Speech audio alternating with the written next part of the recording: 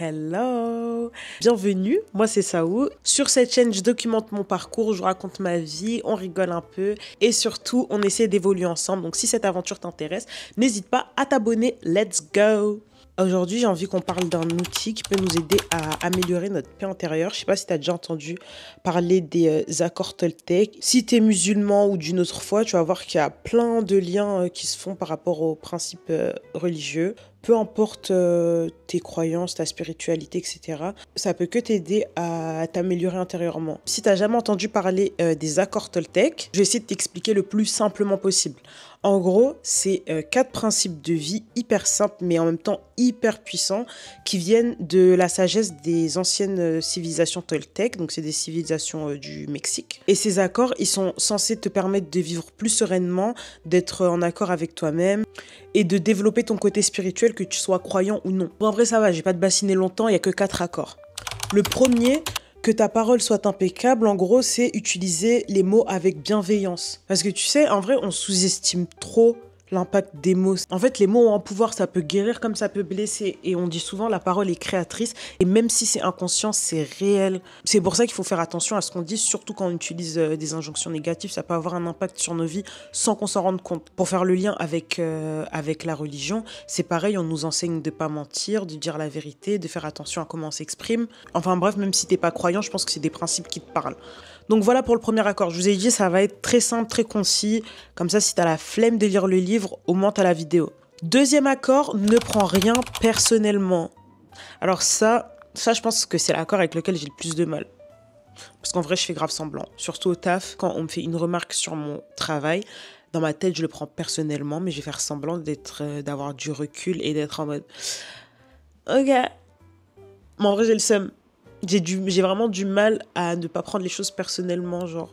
Je sais pas si c'est une question d'ego ou si c'est ma susceptibilité ou si c'est les deux.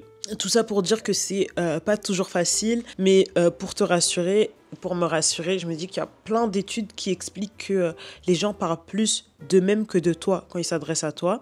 Donc quand on te fait une remarque et que tu as envie de la prendre personnellement, dis que c'est la personne qui est juste en train de rejeter ce qu'elle est ou ce qu'elle pense d'elle-même sur toi. C'est pas forcément... Ou alors elle parle vraiment de toi et là, faut prendre sur soi et ne pas le prendre personnellement. Je refais le lien avec l'islam. On nous encourage beaucoup à faire preuve de sabre, de patience, de pas réagir à chaque petite chose et de pas se laisser affecter par ce que les gens peuvent dire. Et ça, c'est encore une autre façon de renforcer son esprit. Personnellement, c'est vraiment un des trucs les plus compliqués à mettre en place, mais en même temps, c'est un des trucs les plus puissants parce que à force de faire ça, t'as un détachement total sur ce que les gens vont pouvoir te dire et plus t'as du recul sur une situation, plus tu vas être objectif dans ta réaction. Et quand t'as pas de recul, en général, on réagit avec les émotions. Et c'est pas toujours bon, surtout quand c'est des émotions négatives. Donc pour le deuxième accord, ce qu'il faut retenir, c'est de ne pas tout prendre à cœur pour essayer de créer un calme mental incroyable. Troisième accord, ne fais pas de suppositions.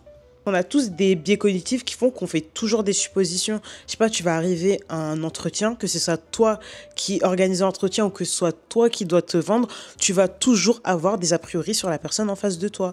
Genre, souvent, ça va être en mode putain, je suis arrivé, il m'a regardé, peut-être qu'il est raciste, ou ah, il a regardé ma tenue, peut-être qu'il est misogyne.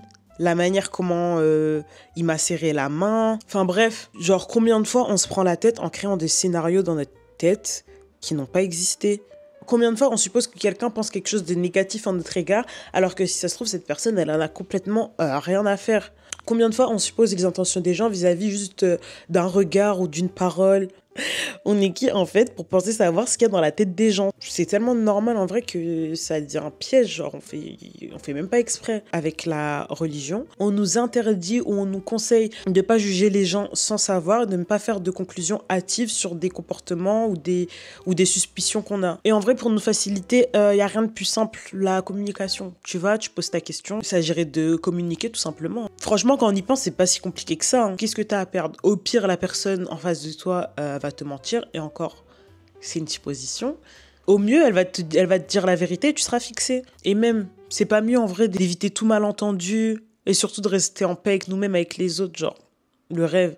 Et le dernier accord, fais de ton mieux. Ça, en vrai, c'est un rappel puissant pour tout le monde. Genre, c'est tellement simple, mais en même temps tellement profond, que tu sois dans une démarche spirituelle ou pas, je pense que ça fait sens. Parce que quand tu donnes toujours le meilleur de toi-même, bon, après, c'est vrai que des fois, on a des moments de down, mais quand tu cherches toujours à donner le meilleur de toi-même, sans forcément chercher la perfection, bah, t'as pas de regret.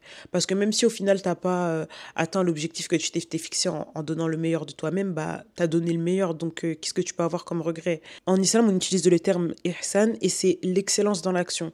Il faut pas faire l'amalgame entre excellence et perfection. Toi qui vas chercher au fond de toi pour donner le maximum, ton maximum, c'est pas forcément la perfection. Et ce qu'il faut se dire, c'est que c'est pas une histoire de résultat, mais plus une histoire d'effort. Et comme j'ai dit, quand tu fais de ton mieux dans chaque situation, t'as aucun regret, et ça, c'est hyper libérateur. Du coup, les 4 accords, c'est juste ça. Si tu veux plus de détails, je t'invite vraiment à lire le livre, que je trouve trop bien avec ces accords, c'est que ça peut parler à tout le monde. Ça reste des principes universels, tu vois. Et en plus de nous pousser, entre guillemets, à être meilleurs, je trouve que c'est des accords qui nous poussent à être beaucoup plus conscients dans tout ce qu'on fait, sachant que l'inconscient, il a grave le dessus sur notre cerveau. Et ça peut servir à n'importe qui, dans n'importe quelle situation, dans n'importe quel chemin qu'on va emprunter dans nos vies, en vrai. Donc c'est tout pour moi. J'espère que cette vidéo t'aura donné envie de creuser un peu plus sur les accords Toltec et que ça t'aura appris quelque chose. Si c'est le cas, mets un pouce bleu. N'hésite pas à me partager tes réflexions sur le sujet en commentaire, j'y répondrai avec plaisir. Et si tu n'es toujours pas abonné, abonne-toi pour les prochaines vidéos. Je vous fais des bisous. Bye. Du ghetto, pour faire des tâches, je dois me lever tôt. Je m'envolerai bien à Soweto. Elle veut qu'on se croise dans la chambre.